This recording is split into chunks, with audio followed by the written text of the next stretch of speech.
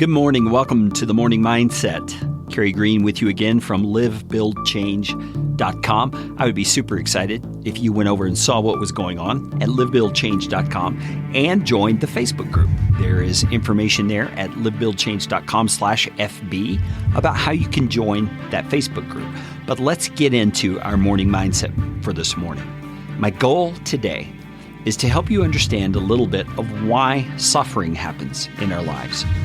And that's a heavy topic. It's a big issue because often suffering and the things we experience as suffering in our lives cause us to sometimes turn our hearts and our minds away from God. And why is that? Well, it's because in the back of our minds, we know God being God could prevent this suffering from happening to us. He could stop it. He could cause it not to happen in the very first place. So when we do suffer in our souls, in our minds, we naturally start asking questions.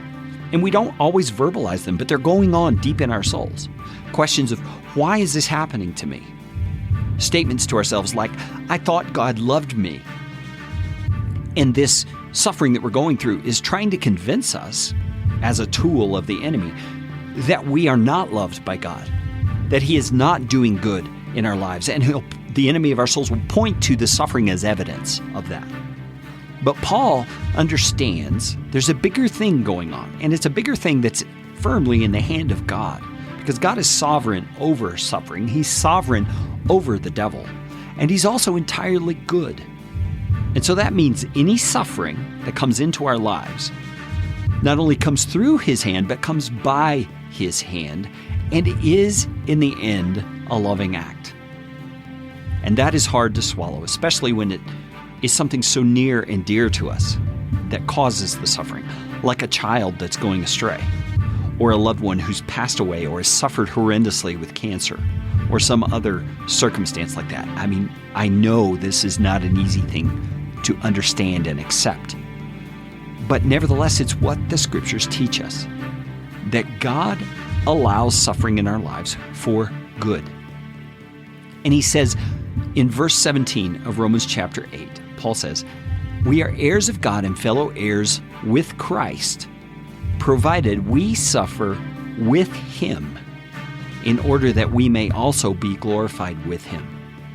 For I consider that the sufferings of this present time are not worth comparing with the glory that is to be revealed to us.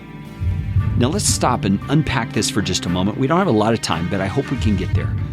You see, being an heir of God, one who inherits the blessings of God and a place in His family, means we are also a fellow heir with Christ. And Christ, as the senior brother, so to speak, the older brother, has suffered greatly, hasn't He? And He did so for the sake of others who did not even know His name, others who had no knowledge of His love for them, yet He suffered for them before they knew anything about Him.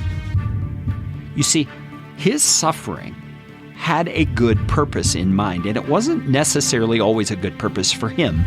It was a good purpose for others.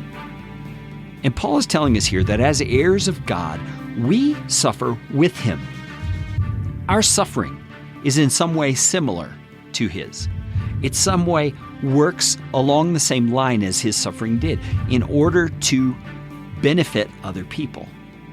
Because you see, as people in the world watch the followers of God, Christ's followers, suffering, and they see in us an attitude like Jesus had, an attitude of compassion, an attitude of love, an attitude of grace, and an attitude of confident faith in our Father, our Heavenly Father, they begin to see a different kind of purpose for that suffering. They begin to see someone who trusts God and His goodness in the midst of suffering. And they realize their suffering is not too much for the God of the universe to handle. And it does not separate them from the love of God. And from that suffering comes the glory that we're going to receive in heaven. Man, this is a deep subject. I pray today you would see your suffering through the lens of God's love for you.